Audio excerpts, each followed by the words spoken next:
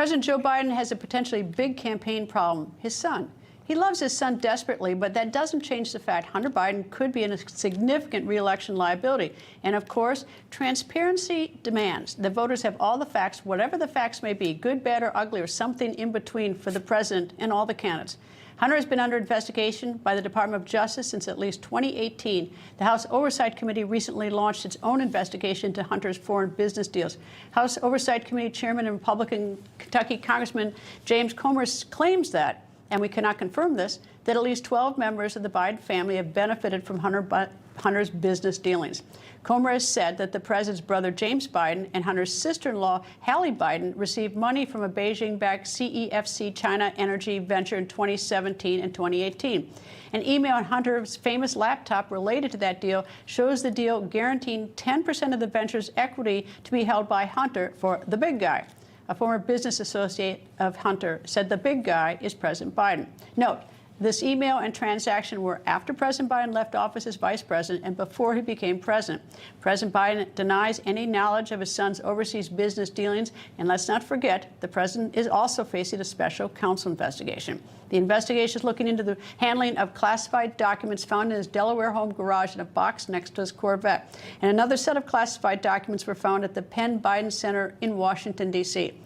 Former President Donald Trump also facing a series of legal battles heading into 2024. Like Biden, Trump has a special counsel looking into his handling of classified records at Mar-a-Lago. Former U.S. Attorney General Bill Barr joins me. Good evening, sir. Hi, Greta. How are you? Good. So we can't talk about any of that because it's while you were in the office, or can you? Well, some of it. Some of it. What can you say? Well, I think, there's a distinction between whether the Justice Department can ultimately prove a crime and whether the facts show what the American people understand they show, which is shameful influence peddling, whether or not it was a crime. And enough is out there to make that judgment. The second thing is the cover-up on the laptop was just, again, a shameful episode of lying to the American public right on the eve of the election. Everyone knew that that was a legitimate laptop, and for the now President Biden during the debates to suggest it was Russian disinformation was just an outright lie to the American people. Let me ask you about that. I mean, I know a bunch of the names on that list because I've been in Washington a long time, that 51 who signed it. Mm-hmm. I suspect that you know them, too. Mm-hmm. Yeah, I cannot see what possessed them to do it. Now, and the worst is that they sort of coached it like based on our experience, we're not sure or whatever. It was so patently clear to me that this lacked any sense of, I don't mean, either they're incompetent or they're really being dirty, because these are supposedly experienced intel people. It was a dirty trick. It was clearly calculated, and as you say, the letter was couched in a way to create a false impression. And it was a political stunt. And I said, I think, well, those so-called intelligence professionals act like political hacks.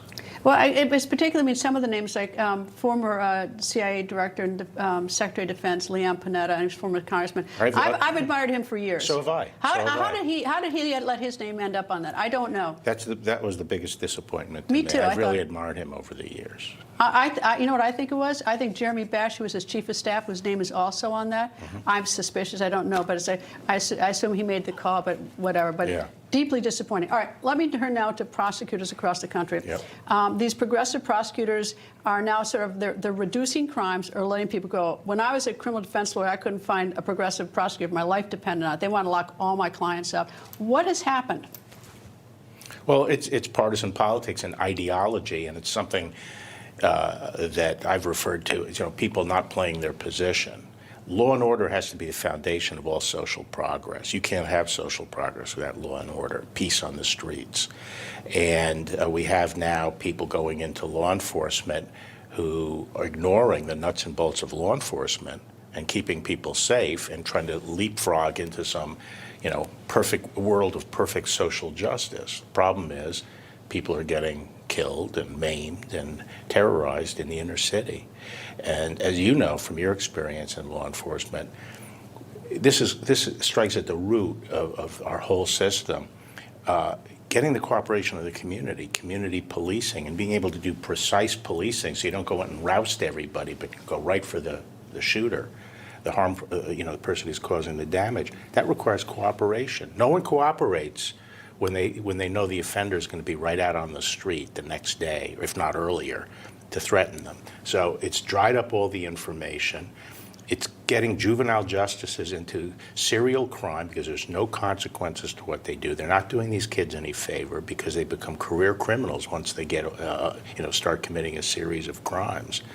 And so, they're making, and then, our whole system, as you know from your time as a defense lawyer, it depends on a graduated punishment, understanding who are we dealing with here? Is this a repeat offender? And so what's their record? Well, if you don't create a criminal record, if you don't charge a lot of things, you end up down the road with an offender who's very dangerous. And here's the other thing. The people who have money in this country, they're going to be able to either move out of these cities if they haven't already, or they're going to move into gated communities. The people who are the victims of these crimes are going to be people who don't have the means to do that, to protect themselves. Mm-hmm. And if you've got prosecutors they become like legislators or like judges. They think they get to decide, make our social change. Their job is to prosecute the statutes. If they don't like something, they should get the legislature to change the law. Absolutely. This is an end run around, you hear all this talk about a threat to democracy. These are people who are doing an end run around the legislature, trying to change the laws of the United States without a mandate to do that. Their job is to execute the law, not make them. I just can't line prosecutors must be beside themselves. The ones who just get hired to be advocates for the law, they must be beside themselves when they get some chief over them telling them, no, let the person go, knowing the person's dangerous probably, or potentially dangerous. That's right. It's very dispiriting, and as you know, in many of these DA's offices across the country, they're losing all their experienced prosecutors. And in some of them have gone public and actually run against the social justice prosecutors. They're destroying many of these offices. Are you seeing that? Do you see that also in the Department of Justice? We're talking mostly about state offices and state prosecutors. Is the DOJ as well? Do you see that?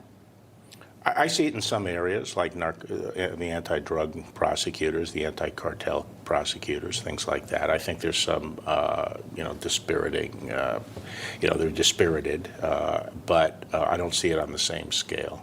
Well, it's disheartening, and as like I say, the people who can't get out of these communities, they're the victims of all these crimes who don't have the means to buy.